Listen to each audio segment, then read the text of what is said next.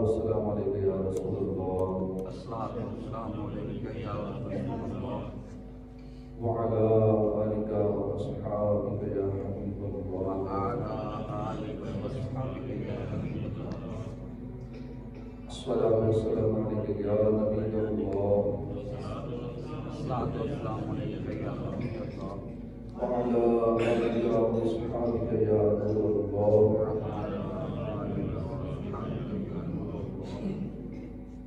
نویت سنت الاعتکاف نویت سنت الاعتکاف حضرت ابو درداء رضی اللہ عنہ سے روایت ہے رسول اکرم نور مجسم صلی اللہ علیہ وآلہ وسلم نے فرمایا جس نے صبح و شام اس پر 10 بار درود پاک پڑھا روز قیامت اس کو میری شفاعت نصیب ہوگی جس کے ماتھے شفاعت کا سہرا رہا اس جبین سعادت میں لاکھوں سلام صلو علی الحبیب صلی اللہ تعالی علی محمد صلی اللہ علیہ وآلہ وسلم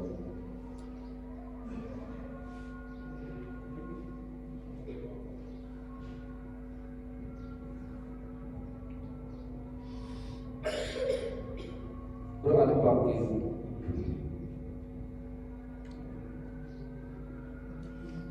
سورہ سجدہ جو 21ویں پارے میں ہے اس کی آیت نمبر 16 اور 17 میں اللہ پاک ارشاد فرماتا ہے تتجافى جنوبهم عن المضاجع يدعون ربهم خوفا وطمعا ومما رزقناهم ينفقون فلا تعلم نفس ما أخفي لهم من قرة أعين جزاء بما كانوا يعملون اللہ کے نام سے شروع جو مہربان رحمت والا ان کی کروٹیں جدا ہوتی ہیں خوابگاہوں سے اور اپنے رب کو پکارتے ہیں ڈرتے اور امید کرتے اور ہمارے دیے ہوئے میں سے کچھ خیرات کرتے ہیں تو کسی چیز کو نہیں پالو جو کام کی ٹھنڈک ان کے لیے چھپا رکھی ہے صلہ ان کے نیک کاموں ہم نے 12-21 سورہ سجدہ کی 2 آیات سننے کی سعادت حاصل کی سورہ سجدہ قرآن کریم کی مکی صورتوں میں ایک مختصر سی صورت ہے اس میں 3 رکوع ہیں 30 آیتیں ہیں ہمارے آقا صلی اللہ علیہ وسلم روزانہ رات سونے سے پہلے سورہ سجدہ اور سورہ ملک کی تلاوت فرمایا کرتے ہیں حضرت خالد بن معدان فرماتے ہیں نجات دلانے والی سورت کو پڑھا کرو اور وہ سورت الف لام میم تنزیل یعنی سورہ سجدہ ہے پھر فرمایا کہ مجھے یہ حدیث پہنچی ہے کہ ایک شخص صرف اسی سورت کی تلاوت کیا کرتا تھا جب اس کا انتقال ہوا تو اس سورت مبارک نے اس کی سفارش کی اور اللہ کی بارگاہ میں عرض کی اے میرے رب کریم اس کی مغفرت فرما دے کیونکہ یہ کثرت سے میری تلاوت کیا کرتا تھا اللہ پاک نے اس بندے کے حق میں سورہ سجدہ کی سفارش قبول فرما لی اور اس کے گناہوں کو نیکیوں میں بدل دیا اور اس کے درجات کو بلند فرما دیا سبحان اللہ کیسی بابرکت صورت ہے ہم نے اسی صورت مبارک کی 2 آیتیں سنی ہیں آیت نمبر 16 اور 17 ان 2 آیات میں کامل ایمان والوں کی 2 پاکیزہ عادات 2 مبارک کیفیات کو بیان کیا گیا اور یہ بتایا گیا کہ جس خوش نصیب کو یہ پاکیزہ کیفیات نصیب ہو جائیں یہ خصوصیات نصیب ہو جائیں یہ عادات نصیب ہو جائیں اس کے لیے آخرت میں کیا انعام تیار کر رکھا ہے فرمائے پہلی عادت جو ہے وہ وہ کون سی ہے کہ شب بیداری کرتے ہیں. ان کی کروٹیں جدا ہوتی ہیں خوابگاہوں سے، یعنی شب بیداری کرتے ہیں. یہ کامل ایمان والوں کی پہلی نشانی، پہلی عادت ہے، پاکیزہ عادت ہے کہ ان کے پہلو بستر سے جدا رہتے ہیں. مطلب یہ کہ کامل ایمان والے لوگ نماز سے محبت کرتے ہیں اور نماز پڑھنے کے لیے راتوں کو سوتے نہیں، نمازیں پڑھتے رہتے ہیں. یہ نماز جس کی خاطر اہل ایمان رات کو سو نہیں پاتے، اس سے کون سی نماز مراد ہے؟ اس میں مفسرین کے مختلف اقوال ہیں. ایک قول یہ ہے کہ صحابہ کرام نماز مغرب پڑھ کے گھر نہیں جاتے تھے. ہم تو نماز مغرب پڑھ کے اوابین بھی نہیں پڑھتے، گھر چلے جاتے نا. صحابہ کرام نماز مغرب پڑھ کے اوابین پڑھ کے نفل پڑھتے رہتے، عبادت کرتے رہتے، عشاء کا وقت ہو جاتا، گھر نہیں جاتے تھے مغرب اور عشاء کے درمیان. ان کے متعلق فرمایا کہ ان کی کروٹیں جدا رہتی ہیں خوابگاہوں سے. ایک قول یہ ہے کہ صحابہ کرام تہجد ادا کیا کرتے اور یہ کامل ایمان والے ہیں. ان کی شان یہ ہے کہ نماز کی محبت میں بستر کو چھوڑتے ہیں، راتوں کو اٹھ کر نماز ادا کرتے ہیں. اور دوسری پاکیزہ عادت جو نیک لوگوں کی، ان اللہ والوں کی، کامل ایمان والوں کی اس میں بیان کی گئی ہے اس آیت مبارکہ میں کہ راہ خدا میں خرچ کرنا. پہلی عادت تھی کہ راتوں کو جاگتے ہیں، شب بیداری کرتے ہیں. دوسری عادت ہے کامل ایمان والوں کی کہ وہ اللہ کی راہ میں خرچ کرتے ہیں. فرمایا ہمارے دیے ہوئے میں سے کچھ خیرات کرتے ہیں. ہمارے دیے ہوئے میں سے روزی کس نے دی؟ اللہ کی. یہ مال ہمارا تو ہے، اللہ کا مال. کیسی خوبصورت بات ہے کہ یہ کامل ایمان والے یہ تن پرور نہیں ہوتے، سستی نہیں کرتے، راتوں کو اٹھ کر عبادت کرتے ہیں اور ساتھ ہی ساتھ ان کے دلوں میں مال کی محبت بھی نہیں، مال کی حرص اور لالچ بھی نہیں ہے. راہ خدا میں بھی دل کھول کر خرچ کرتے ہیں. گویا ان کے دلوں میں اللہ کی محبت بنی ہوئی ہے کہ جو بھی کر رہے ہیں اللہ کی محبت میں کر رہے ہیں. اگر یہ راتوں کو جاگتے ہیں اللہ کی محبت میں جاگتے ہیں، اللہ کی راہ میں خرچ کرتے ہیں کہ اللہ کی محبت میں یہ کرتے ہیں، لوگوں کو کھانے کھلاتے ہیں، افطاریاں کراتے ہیں، سحریاں کراتے ہیں، نیک کاموں میں خرچ کرتے ہیں، غربا کی مدد کرتے ہیں، اللہ کے گھروں میں خرچ کرتے ہیں، مساجد اور مدارس میں خرچ کرتے ہیں، اللہ کی محبت کی وجہ سے کرتے ہیں. بے سہاروں کا سہارا بنتے ہیں، بھوکوں کو کھانا کھلاتے ہیں، لباس پہناتے ہیں، کپڑے لے کے دیتے ہیں، غریبوں کی مدد کرتے ہیں. یہ مخلوق خدا سے محبت کرتے ہیں کیونکہ یہ اللہ سے محبت کرتے ہیں. اللہ کی محبت کی وجہ سے اللہ کے بندوں سے محبت کرتے ہیں. یہ کامل ایمان والوں کی دو پاکیزہ عادات بیان کی گئی. ہم دیکھ لیں کہ اگر ہمارے اندر یہ عادات ہیں تو کامل ایمان والوں میں شمار ہو جائے گی، بخشش کی صورت بنی جائے گی. شب بیداری اور راہ خدا میں خرچ کرنا. اب اس کے ساتھ ساتھ ان کی مبارک کیفیات بھی دیکھیے کہ یہ دو کام بھی کرتے ہیں، شب بیداری بھی کرتے ہیں، اللہ کی راہ میں خرچ بھی کرتے ہیں. پھر بھی ان کی کیفیت کیا ہوتی ہے؟ اسی آیت کے اگلے حصے میں ہم نے سنا کہ کیفیت یہ ہوتی ہے اللہ سے ڈرتے ہیں اور اللہ سے امید بھی رکھتے ہیں، خوف و رجا کرتے ہیں، یعنی اپنے رب کو پکارتے ہیں ڈرتے ہوئے، امید کرتے ہوئے.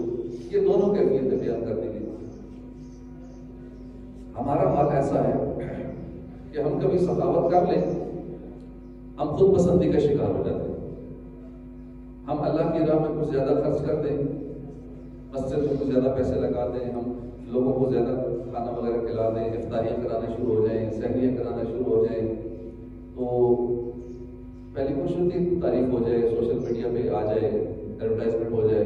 اگر نہیں ہوتی تو پھر چلے کم از کم خود ہی خوش ہو لیتے ہیں، اپنے آپ کو تسلی دے کے اندر ہی اندر خوش فہمی کا شکار ہو جاتے ہیں. بالفرض اگر کوئی تعریف نہیں کر رہا، کوئی مشہوری بھی نہیں ہو رہی، کوئی بندہ واہ واہ نہیں کر رہا، تو پھر اپنے آپ کو منا لیتے ہیں کہ چلو میں اچھا آدمی ہوں، میں یہ کر رہا ہوں، نیک کام کر رہا ہوں، اللہ کی راہ میں خرچ کر رہا ہوں، میں شب بیداری بھی کرتا ہوں، میں ساری رات جاگتا ہوں، تہجد بھی پڑھتا ہوں، میں نمازی آدمی ہوں، میں بڑا اچھا کرتا ہوں.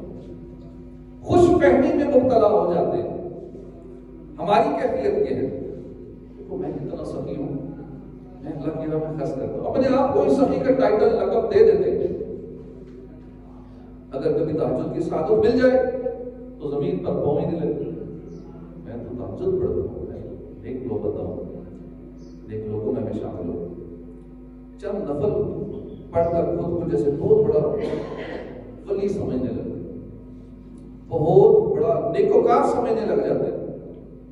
لیکن کامل ایمان والوں کی یہ نرالی شان ہوتی ہے کہ راتیں عبادت میں گزرتی ہیں، لمحہ لمحہ نیکیوں میں گزرتا ہے، راہ خدا میں خرچ بھی کرتے ہیں تو اخلاص کے ساتھ کرتے ہیں۔ اس کے باوجود دل کی کیفیت کیا ہوتی ہے کہ ڈرتے اور امید کرتے، راتی زاری کر کر روندے، نیند اکھی تھی دھوندے، فجری کو گنہار کہاں دے، سب تھی نیوے روندے۔ کہ ساری رات عبادت میں گزرتی ہے اور صبح کہتے ہیں میں سب سے بڑا گنہگار ہوں۔ اللہ والوں کی یہ شان ہے، یہ کامل ایمان والوں کی شان ہے کہ ان کے دل خوف خدا اور امید سے بھرے ہوتے ہیں۔ اللہ پاک کا ہار ہے، یہ سوچ کر ان کے دل کانپ جاتے ہیں، اللہ کے عذاب کا سوچ کر وہ ڈرتے ہیں، ان پہ خوف خدا کی کیفیت طاری ہو جاتی ہے، اور پھر یہ سوچتے ہیں کہ وہ رحمان بھی ہے، وہ رحیم بھی ہے، پھر کہارت بن جاتی ہے، چلو مسئلہ حل ہو جائے گا، بخشش کی صورت بن نہیں جائے گی، اللہ رحمان ہے۔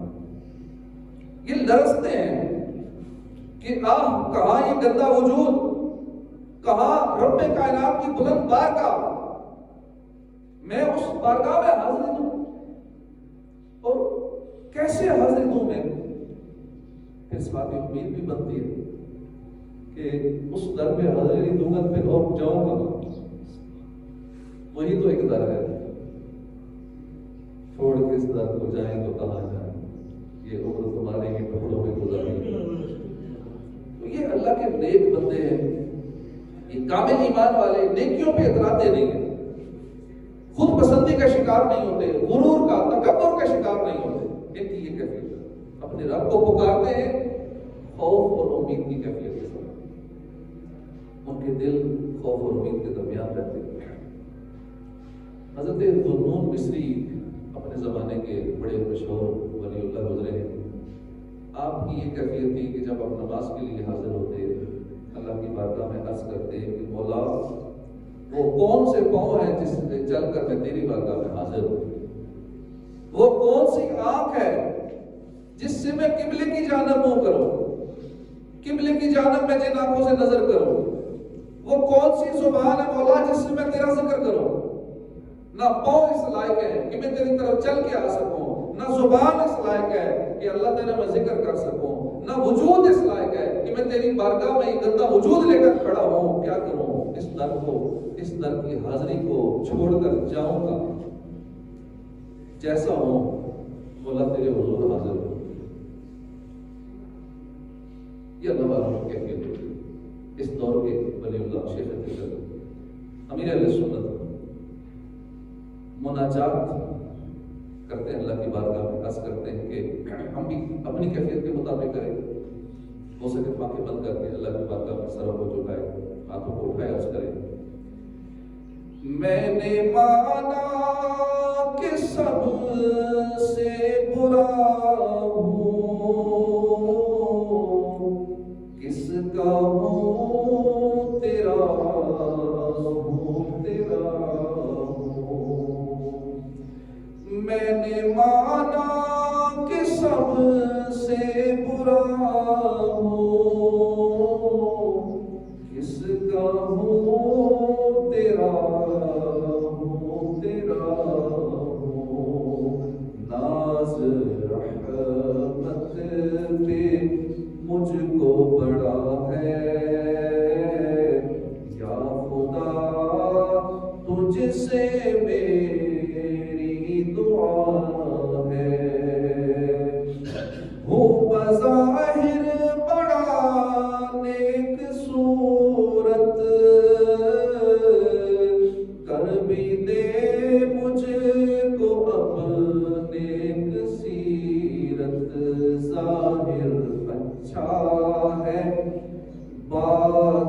برا ہے یا خدا تجھ سے میری دعا ہے. یہ کامل ایمان والوں کی باتیں ہم نے سنی کہ دو ان کی پاکیزہ عادات کہ شب بیداری کرتے ہیں، راتوں کو نمازیں پڑھتے ہیں. دوسری صرف کہ اللہ کی راہ میں خرچ کرتے ہیں، اور اس کے باوجود ان کی کیفیت کیا ہوتی ہے کہ اللہ پاک سے ڈرتے بھی ہیں، اللہ کی رحمت سے امید بھی رکھے. اور جب یہ کیفیت ہے تو پھر ان کے لیے انعام کیا ہے؟ اللہ پاک فرماتا ہے تو کسی چیز کو نہیں معلوم. اسی آیت کے اگلے سے آیت نمبر 16 ہم نے سنی، پھر آیت نمبر 17 سورہ سجدہ کی آیت نمبر 17 میں کہ تو کسی جی کو نہیں معلوم جو آنکھ کی ٹھنڈک ان کے لیے اللہ نے چھپا رکھی ہے. یہ صلہ ان کے کام، یعنی ان نیک سخی شب بیدار ایمان والوں کے لیے جنت کی ایسی نعمتیں اللہ نے تیار کر رکھی ہیں جن کو کسی آنکھ نے نہیں دیکھا. نہ کسی کو ان نعمتوں کا تفصیلی علم ہے. جنت کی نعمتوں کا یہ سارے سمجھانے کے لیے مثالیں دی گئی، ورنہ وہاں کی نعمتیں ایسی ہیں کہ سوچ بھی نہیں سکتے، بندے کا گمان بھی نہیں ہے جنت کی نعمتیں کیسی ہیں. بخاری شریف کی حدیث پاک میں اللہ پاک فرماتا ہے اعددت لعبادی الصالحین ما لا عین رأت ولا اذن سمعت ولا خطر على قلب بشر. یعنی میں نے اپنے نیک بندوں کے لیے وہ نعمتیں تیار کر رکھی ہیں جنہیں نہ کسی آنکھ نے دیکھا، نہ کسی کان نے سنا، نہ کسی دل پر ان کا خیال گزرا. جنت کی نعمتیں تو ایسی ہیں. ایک حدیث پاک میں ہے اللہ کے نبی حضرت موسیٰ علیہ السلام نے اللہ کی بارگاہ میں عرض کیا کہ جنت میں سب سے کم درجے والا شخص کون ہوگا، سب سے کم رتبے والا کون ہوگا؟ اللہ پاک نے فرمایا جب سب جنتی جنت میں چلے جائیں گے تو ایک شخص کو لایا جائے گا. اس شخص کو حکم ہوگا کہ جنت میں چلے جاؤ. کہے گا یا اللہ میں کیسے جاؤں جنت میں؟ اللہ کے سارے لوگ چلے گئے، اپنے اپنے مقام پہ پہنچ گئے، اپنی اپنی منازل کو درجات کو سب نے پا لیا. یا اللہ میں کیسے جاؤں؟ جنت تو بھر چکی ہے. اس سے کہا جائے گا کیا تم اس پر راضی ہے کہ تمہارے لیے کسی دنیاوی بادشاہ کی ملکیت کے برابر جنت ہو؟ وہ کہے گا ہاں مولا میں راضی ہوں. اسے کہا جائے گا تیرے لیے اس سے 10 گنا زیادہ ہے. تیرے لیے ہر وہ نعمت ہے جس کی تو خواہش کرے. یہ سب سے ادنا جنت کی بات ہوگی، سب سے کم درجے والے جنت کی بات ہے. حضرت موسیٰ علیہ السلام نے پھر دوسرا سوال کیا یا اللہ یہ تو کم درجے والا جنت، یہ تو سب سے بڑے درجے والا جنت ہی ہوگا، اس کے لیے کیا ہوگا؟ اللہ پاک نے فرمایا اے موسیٰ یہ وہ لوگ ہیں کہ ان کے لیے نعمتیں میں نے اپنے دستے قدرت سے تیار کی، ان پر نعمت مکمل کر دی. ان کے لیے وہ انعامات ہیں جنہیں نہ کسی آنکھ نے دیکھا، نہ کسی کان نے ان کا ذکر سنا، نہ کسی انسان کے دل پر اس کا خیال گزرا. سبحان اللہ. پیارے اسلام بھائیو، 4 کام ہیں: شب بیداری کرنا، راہ خدا میں خرچ کرنا، خوف خدا، امید رحمت. کامل ایمان والوں کی یہ 4 باتیں ہیں. ان پر کیسے کیسے عظیم الشان انعامات سے نوازا جائے گا. کاش ہم بھی یہ نیک کام کرنے والے بنیں اور اللہ کی بارگاہ میں یہ عرض کریں ہر گناہ سے بچا مجھ کو مولا، نیک خصلت بنا مجھ کو مولا، تجھ کو رمضان کا واسطہ ہے یا خدا، تجھ سے میری دعا ہے. فضل کر رحم کر تو عطا کر اور معاف خدا ہر خطا کر، واسطہ بن تن پاک کا ہے یا خدا تجھ سے میری دعا ہے. رمضان کی مبارک گھڑیاں ہیں.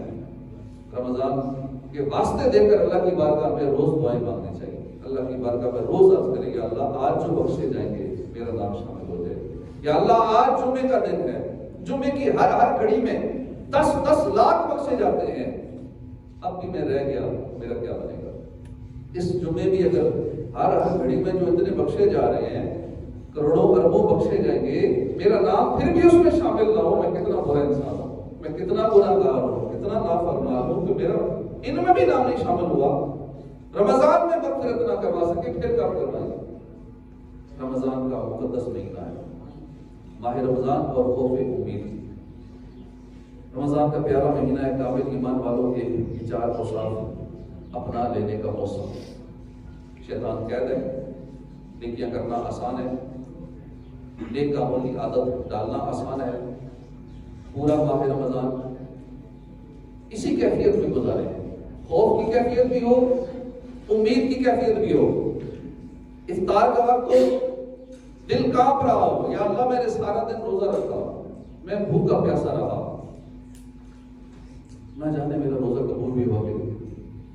روزانہ وقت افطار عصر کے بعد یہ کیفیت شروع ہو جائے, غور و فکر کریں. ہم اس میں بھی غفلت میں پڑے رہتے ہیں. جو قبولیت دعا کا وقت ہوتا ہے سحری کے بعد اور وقت افطار کے ٹائم, وہ ہم غفلت میں گزار دیتے ہیں, بے توجہی میں وقت گزر جاتا ہے, اتنے قیمتی لمحات ہم ضائع کر دیتے ہیں.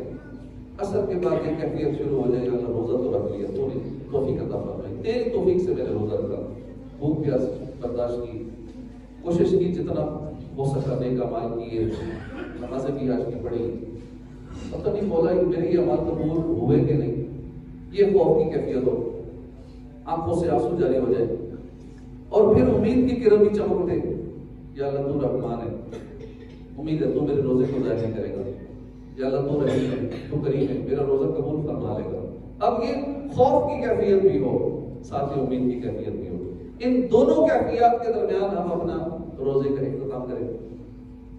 اسی طرح رات جب تراویح کی سعادت ملے, اس وقت بھی دل خوف سے کانپ رہا, اس کی رحمت سے امید بھی ہو, دل ڈر بھی رہا.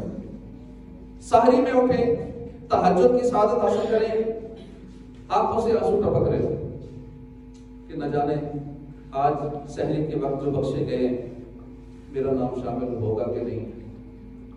ساتھ ہی امید رحمت کی ڈارس بھی بتائیں کہ نہیں امید ہو جائے گا, اللہ کرم فرمائے گا, میں بخشا جاؤں گا انشاءاللہ. آج کی سحری میں میرا نام مغفرت یافتہ لوگوں میں ہو جائے گا.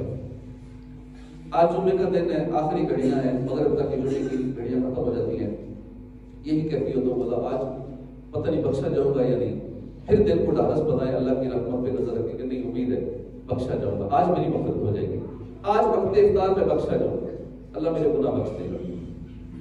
یہ کیفیت ہو, خوف و رجا کی کیفیت ہو. پورا ماہ رمضان خوف اور امید کی اس کشمکش میں گزار دیں. نہ جانے اس رمضان میں میری بخشش ہو پائے گی کہ نہیں, ساتھ ہی ڈھارس بند رہی ہو کہ نہیں ہو جائے گی. اللہ نے رمضان عطا فرمایا ہے تو یہ اس کا خاص کرم ہے, تو بخشش کے بہانے تلاش کرتا ہے. امید ہے میری بخشش ہو گئی ہوگی, ہو جائے گی انشاءاللہ. میں رحمت مغفرت دوزخ سے آزادی کا سائل ہوں, ماہ رمضان کے صدقے میں فرما دے کرم ہوگا. ایسے ہی ماہ رمضان راہ خدا میں خرچ کرنے کا مہینہ ہے. پیارے آقا صلی اللہ علیہ وسلم سخیوں کے سخی, آپ کی ثقافتوں کا اندازہ کون لگا سکتا ہے. اسی در کی سخاوت سے تو سارا زمانہ فیض پا رہا ہے. اس کے باوجود عام دنوں میں بھی آپ صلی اللہ علیہ وسلم کی سخاوت انتہا پر ہوتی تھی. میرے آقا تو ساری سخاوت کرتے رہتے تھے, لیکن جب رمضان کا مہینہ آتا دریائے سخاوت جوش پہ آ جاتا. کاش ہم بھی رمضان میں کامل ایمان والوں کا وصف اپنا لیں, خوب سخاوت کریں, دل کھول کر اللہ کی راہ میں خرچ کریں. پہلے جتنا راہ خدا میں دیتے تھے اس سے زیادہ دیں. ہمارے معاشرے میں غریبوں کی کمی نہیں ہے. کتنے یتیم مسکین غریب بیچارے ایسے ہو گئے جن کی سحری افطاری پانی سے ہوتی ہوگی, کھجور خریدنے کی بھی ہو سکتا ہے استطاعت نہ ہو، بہت سارے ایسے نہیں خرید سکتے، خریدتے بھی ہیں تو گھٹیا لو کوالٹی کی والی تیل لگی ہوئی، مجبوری کیا کریں، کئی وہ بھی نہیں خرید سکتے جو سستی والی ہے نا، جو ہم آپ نہیں کھا سکتے، کئی وہ بھی نہیں خرید سکتے، 200-250 والے بھی نہیں خرید سکتے، کئی ایسے ہیں۔ یہ الگ بات ہمیں ہمارے علم نہ ہو، ہمیں نہ پتا ہو، ہم ایسے سرکل میں رہتے ہوں جہاں ہماری نظر نہ پڑتی ہو، لیکن ہیں ہمارے معاشرے میں ایسے لوگ بھی ہیں، تو ہم اوروں کی مدد کریں، اپنے ارد گرد دیکھیں ایسے لوگوں کو، خاص کر جو سفید پوش ہیں، جو کسی کے آگے ہاتھ نہیں پھیلا سکتے، نہیں مانگ سکتے، ایسوں پہ نظر رکھیں، ایسوں کو سحریاں افطاریاں کروائیں، ایسوں کے گھر میں کچھ افطاری کے لیے روزانہ بھیج دیں، اپنے غریب رشتہ داروں کو یاد رکھیں، اس نے سلوک سے پیش آئیں، اپنے رشتہ داروں کی حاجات پوری کریں، اپنی زکات فطرہ ابھی سے ان غریبوں کو دے دیں، خصوصاً اپنے رشتہ داروں میں، سب سے پہلے اپنے رشتہ داروں میں غریب دیکھیں، ان کو زکات دیں، فطرہ دیں، کھانے کا سامان دیں، راشن دیں، گھر گھر جا کے اناج دیں، چاول گندم دالیں نقدی بانٹیں، افطاری کا اہتمام کریں۔ امیر اہل سنت شیخ طریقت ہمیں کیسی پیاری سوچ دیتے ہیں کہ رمضان میں افطاریاں کروانے کے ساتھ ساتھ ہم غریب لوگوں کے گھروں میں بھی افطاری کا سامان یا راشن پہنچا دیا کریں، تاکہ جو مسجد نہیں آ سکتے، مسجد میں افطاری کا سلسلہ ہوتا ہے، یہاں بھی الحمدللہ ہوتا ہے، اور آپ سب کو دعوت ہے، آپ سارے آئے کر کے یہاں افطاری کریں، اس کا فائدہ یہ ہوگا کہ ہم مل کے دعا کریں گے، مناجات افطار ہوں گے، انشاءاللہ فائدہ ہوگا، اجتماعی دعا ہوگی، زیادہ فائدہ ہوتا ہے، روزانہ ہم افطار استعمال کیا کریں، اور الحمدللہ پہلے سے چل رہا ہے سلسلہ، لیکن اب آپ سب کو دعوت ہے، روزانہ آیا کریں، عصر سے مغرب یہاں بیٹھیں، دعا کریں، اجتماعی طور پہ مناجات کریں۔ تو جو لوگ مسجد میں نہیں آ سکتے، بوڑھے ہیں، مریض ہیں، کسی وجہ سے نہیں آتے، اب وہ گھر میں افطاری کرتے، گھر میں ان کے لیے ہے چیز نہیں ہے، گھر کی کیا کیفیت ہے، مالی حیثیت کیا ہے، تو اس لیے گھروں میں بھی افطاریاں دیں، راشن پہنچائیں، اللہ پاک ہمیں راہ خدا میں دل کھول کر خرچ کرنے کی توفیق عطا فرمائے۔ تو ماہ رمضان اور شب بیداری، چوتھا وصف جو ہم نے سنا تھا اللہ والوں کا یا کامل ایمان والوں کا، وہ ہے شب بیداری۔ عام دنوں میں بھی ہمیں رات کو عبادت کرنی چاہیے، عام دنوں میں بھی تہجد پڑھنی چاہیے۔ اب تو پھر ماہ رمضان ہے، اب تو نیکیوں کا مہینہ ہے، اب بھی اگر شب بیداریاں نہیں کریں گے تو پھر کب کریں گے؟ اور کون سا موقع آئے گا اس سے بڑھ کر شب بیداریاں کرنے کا؟ پیارے آقا صلی اللہ علیہ وسلم نے فرمایا، اے لوگوں سلام کو عام کرو، لوگوں کو کھانا کھلاؤ، اور جب لوگ سو رہے ہوں اس وقت نماز پڑھو، تو کیا ہوگا؟ تم سلامتی کے ساتھ جنت میں داخل ہو گے۔ ایک حدیث پاک میں ہے، میری امت کے زیادہ شرف والے لوگ اہل قرآن اور اصحاب اللیل ہیں، راتوں کو عبادت کرنے والے۔ حدیث پاک میں ہے، وہ 2 رکعتیں جنہیں بندہ رات کے درمیان میں ادا کرتا ہے، اس کے لیے دنیا و ما فیہا سے بہتر ہے۔ اگر میں اپنی امت پر اسے مشکل خیال نہ کرتا تو ان پر فرض کر دیتا۔ اللہ کے آخری نبی صلی اللہ علیہ وسلم نے فرمایا، تم پر رات کا قیام لازم ہے، کہ بے شک تم سے پہلے یہ نیک لوگوں کا طریقہ رہا، راتوں کو جاگنا، راتوں کو قیام کرنا، اللہ کی عبادت میں رات گزارنا، یہ اللہ کے نیک لوگوں کا طریقہ رہا ہے شروع سے۔ رات کا قیام اللہ کا قرب دلاتا ہے، رات کا قیام گناہ مٹاتا ہے، برائیوں سے بچاتا ہے، جسم سے امراض کو بچاتا ہے۔ شب بیداری کرنے والے جسمانی بیماریوں سے بھی بچا ہے۔ شب بیداری یہ اہل عشق و محبت کا طریقہ ہے، اولیاء اللہ کا طریقہ ہے۔ ہمارے اسلاف، بزرگان دین، اللہ کے نیک بندے ساری رات عبادت میں گزار دیتے ہیں۔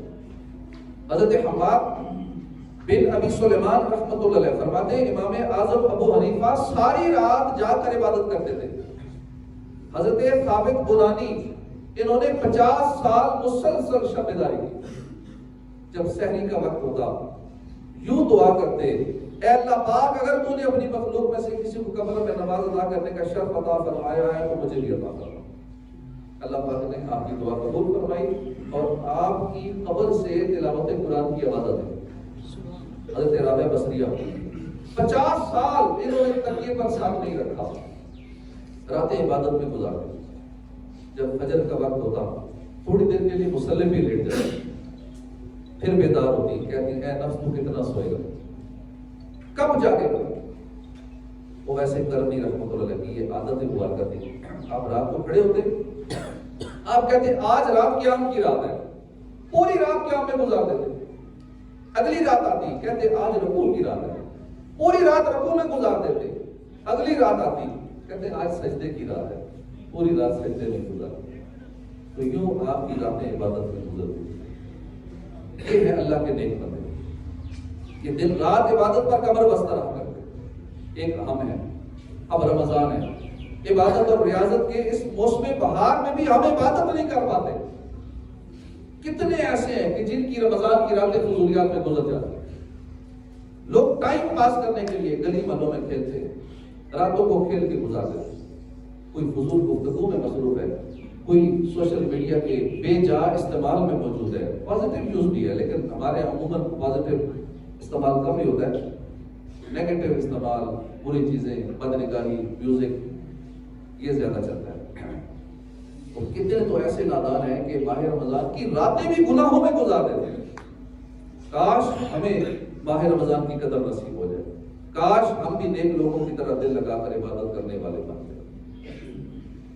عبادت میں گزرے میری زندگانی، عبادت میں گزرے میری زندگانی،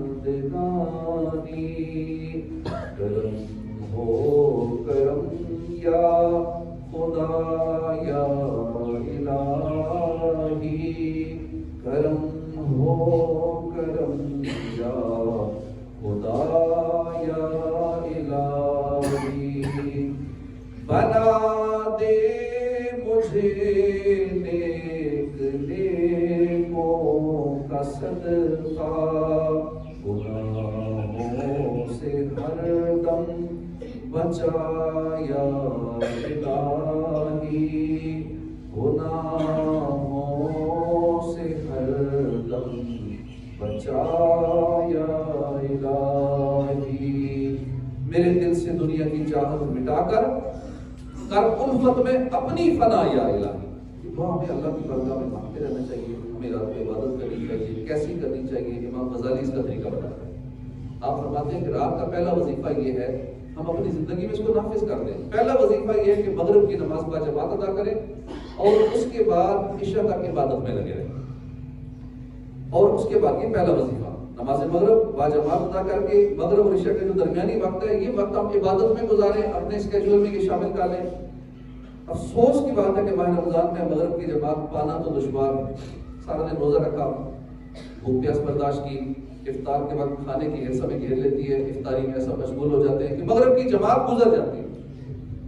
یاد رکھیے، مسجد میں با جماعت نماز ادا کرنا واجب ہے، اس کا ترک کرنا گناہ ہے۔ سارا دن صبر کیا، چند منٹ اور صبر کر لیں، سادہ سی افطاری کریں، نماز مغرب با جماعت ادا کریں، پھر کھانا وغیرہ کھا لیں، بلکہ درست انداز تو یہ کہ کھجور یا پانی وغیرہ سے سادہ سی افطاری کریں، پھر نماز مغرب با جماعت ادا کریں، عوامین کے 6 نوافل پڑھیں، اب چاہیں تو کھانا وغیرہ کھا لیں۔ اس کی برکت سے انشاءاللہ کھانے کی حرص مٹے گی، نیکیاں بھی ملے گی، اللہ نے چاہا تو صحت بھی ملے گی۔ دوسرا وظیفہ ہے رات کا، نماز عشاء با جماعت ادا کریں اور اس کے بعد کچھ نوافل پڑھ لیں۔ ماہ رمضان میں تراویح کی سعادت ملتی ہے، با جماعت پوری تراویح پڑھیں، 20 رکعت تراویح پڑھیں، یہ وظیفہ بھی پورا ہو جائے گا۔ تیسرا وظیفہ ہے رات کا کہ رات کو سونا اور آرام کرنا، یہ بھی وظیفہ ہے۔ اگر ہم اس کو عبادت میں گزارنا چاہیں تو ہم گزار سکتے ہیں، یہ ہمارا تیسرا وظیفہ ہو جائے گا۔ راتوں کی عبادت کا، ہم سو رہے ہیں لیکن عبادت میں وقت گزرے گا، وہ کیسے؟ کہ ہم سونے سے پہلے وضو کر لیں، جو باوضو ہوتا ہے اگر وہ مر جائے تو وہ شہید کا رتبہ پا لے گا۔ وضو کر کے سوئیں، سونے کی دعائیں پڑھیں، سنت کے مطابق سوئیں، اچھی سی نیتیں کر لیں، انشاءاللہ سونا بھی عبادت مان جائے۔ چوتھا وظیفہ ہے رات کے آخری حصے میں اٹھنا اور نماز تہجد ادا کرنا۔ رمضان میں یہ کام بآسانی ہو سکتا ہے، سحر کے لیے اٹھنا تو ہوتا ہی، اٹھ کر وضو کریں، تہجد کے نوافل پڑھیں، 2 پڑھیں، 4 پڑھیں، 8 پڑھیں، 12 پڑھیں، جتنے آسانی سے پڑھ سکتے ہیں پڑھیں۔ رات کا 5واں وظیفہ ہے سحری کے وقت استغفار کرنا۔ یہ نیک لوگوں کا وصف ہے، قرآن کریم نے جو بیان کیا کہ پچھلی رات استغفار کرتے ہیں تو تو ہمیں بھی یہ طریقہ کرنا چاہیے. یہ جو وظیفے ہم نے سنے ہیں نیک لوگوں کے, ان وظیفوں پہ ہم بھی عمل کریں. اللہ پر توفیق عطا فرمائے. اور جو ہم نے ایک اللہ والوں کا طریقہ, کامل ایمان والوں کا سنا کہ اللہ کی راہ میں رمضان میں پھر زیادہ خرچ کرتے ہیں, اللہ کی راہ میں خرچ کرتے ہیں, رمضان میں اور زیادہ خرچ کرتے ہیں. تو الحمدللہ عاشقان رسول کی مدرسہ دعوت اسلامی دنیا بھر میں دینی خدمت کر رہی ہے. مدارس ہیں, جامعات ہیں, دیگر دینی شعبہ جات ہیں, ہزاروں مساجد بنا چکے ہیں, بنا رہے ہیں, اور بہت سارے دینی کاموں کے شعبہ جات ہیں. تو اس کے لیے اچھی خاصی رقم درکار ہے. دین کی خدمت کے لیے ایک مسجد چلانی ہو تو اس کا کتنا خرچہ ہوتا ہے؟ ماہانہ 1.5-2 لاکھ 2.5 لاکھ تو منیمم ایک چھوٹی سی مسجد کا, ایک مسجد مدرسے کا خرچہ ہو جاتا ہے. تو جو اتنی بڑی تحریک ہو اس کا کتنے اخراجات ہوں گے؟ روزانہ کے کروڑوں کے اخراجات ہوں گے. تو ہمیں دعوت اسلامی کے لیے اپنی زکوٰۃ, فطرہ, عطیات دینے چاہیے. باہر بستہ لگا ہوا ہے, تو آپ ہو سکے تو آج ہی اپنا فطرانہ 320 روپے کم سے کم جو اس کی مقدار ہے 320 روپے, جو زیادہ دینا چاہے اجوا کھجور کے حساب سے, کشمش کے حساب سے وہ دے سکتے ہیں, جو کے حساب سے دے سکتے ہیں. جتنی اللہ نے توفیق دی, جتنا زیادہ دیں گے اتنا زیادہ ثواب ملے گا. لیکن کم از کم جو علماء نے طے کیا ہے اس سال کے لیے 320 روپے آپ باہر دے سکتے ہیں فطرانہ. جمعے کے بعد اپنا نام, نمبر اور ایڈریس ضرور لکھوائیں تاکہ آپ کے نام کی رسید بن جائے. رسید آپ کو واٹس ایپ ہو جائے گی, آپ کے نمبر پہ میسج بھی آ جائے گا, ٹیکسٹ میسج آ جائے گا.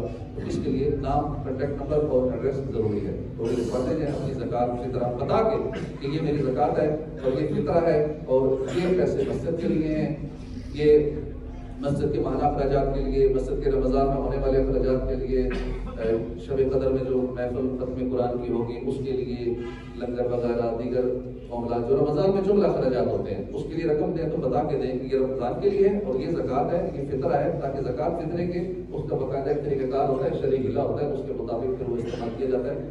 تو ضرور آپ بڑھ چڑھ کر حصہ لیں. ہو سکے تو مسجد کے جو ماہانہ اخراجات ہے اس میں بھی حصہ لیں. نیچے واش روموں کا کام تقریباً مکمل ہونے والا ہے, تقریباً 15 کے قریب واش روم تیار ہو چکے ہیں, اس میں ٹائل وغیرہ لگ چکی ہے, سینٹری کا کام بھی تقریباً کمپلیٹ ہو گیا ہے. اسی طرح اور بھی رہتے ہیں واش روم, جتنا فنڈ ہوتا ہے پھر اسی حساب سے کام کرایا جاتا ہے. تو آپ ضرور تعاون کیا کریں, مالی تعاون, میٹیریل کی صورت میں تعاون, جتنا ہو سکے تعاون کریں. اللہ نے یہ توفیق دی ہے, ماہانہ میں سے ضرور یہ طے کریں کہ ماہانہ میں 2000 3000 یا حسب توفیق کیا کروں گا. ماہانہ ایک کام میرے ذمہ لگا دیں. تو اللہ والے ہیں ایسے خوش نصیب کہ نظام چل ہی رہا ہے. تو ایسے ہی چل رہا ہے اللہ والوں کے بغیر, جو اللہ کے نیک بندے ہیں, جو کامل ایمان والے ہیں, جو ان کاموں میں خود تلاش کرتے ہیں مجھے موقع ملے. ایسے بھی ہوتے ہیں پوچھ کے ڈھونڈ کے ایسے موقع تلاش کرتے ہیں کہ مجھے کوئی خدمت کا موقع دے. جب کئیوں کو موقع نہیں ملتا کہ کہتے ہیں فلاں کام میرے ذمہ کر دیں, تو کہتے ہیں وہ تو ذمہ لگ چکا ہے, یہ تو نیکیاں کسی اور نے اپنے ذمہ لے لی ہے, مجھے فلاں کام دے دیں. ہم کہتے ہیں وہ بھی ہو چکا ہے. تو یوں کر کے نیکیوں کے مواقع جب آفر ملتی ہے تو فوراً پیکج لے لیا کرے, ورنہ کوئی اور لے لے گا, وہ نیکیاں ساری کوئی اور لے جائے گا. اس لیے ہر نیکی میں کچھ نہ کچھ حصہ ڈال دیا کریں تاکہ روز قیامت ہمارے سامنے نیکیوں کا بار لگا ہو. ہمارا جو آخرت کا بینک بیلنس ہے وہ اتنا ہو کہ خوش ہو جائیں مرنے کے بعد, اور کب مر رہے ہیں ہمیں نہیں پتا. آج ہی ہماری زندگی کا آخری دن ہو, آج شام ہماری آخری شام ہو, کل کا دن ہماری زندگی میں نہ ہو. ہماری زندگی میں کچھ بھروسہ نہیں ہے. اس لیے ابھی وقت ہے, جتنا ہو سکے اللہ کی راہ میں خرچ کریں, جتنا وقت ہو سکے ذکر و اذکار میں گزار لیں. زندگی بہت مختصر سی ہے, تھوڑی سی زندگی ہے, لیکن آخرت کے معاملات بہت لمبے چوڑے ہیں. اللہ پاک ہمیں عمل کی توفیق عطا فرمائے. اور جیسے کہ میں نے پہلے عرض کیا کہ روزانہ یہاں پہ افطاری کا سلسلہ بھی ہوتا ہے. ویسے ہم روزانہ فجر کے بعد لنگر کھلاتے تھے اپنے نمازیوں کو, جو خوش نصیب فجر سے لے کر درس قرآن سنتے ہیں, علم دین سیکھتے ہیں, عشاء کو چائے ادا کرتے ہیں, اس کے بعد ان کو لنگر کھلا کے ناشتہ کرا کے ہم بھیجتے ہیں. ایصال ثواب بھی ہوتا ہے مرحومین کے لیے. روزانہ یہاں دعائیں ہوتی ہیں. وہی سلسلہ ہم نے فجر کے بعد تو کر نہیں سکتے لنگر کا سلسلہ, تو ہم نے افطاری کا سلسلہ جب سے رمضان شروع ہوا ہے یہاں پہ افطاری ہوتی ہے.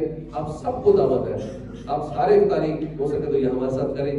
انتظام انشاءاللہ ہم کریں لگے, جیسے بھی افطاری کرنے والے ہونے چاہیے.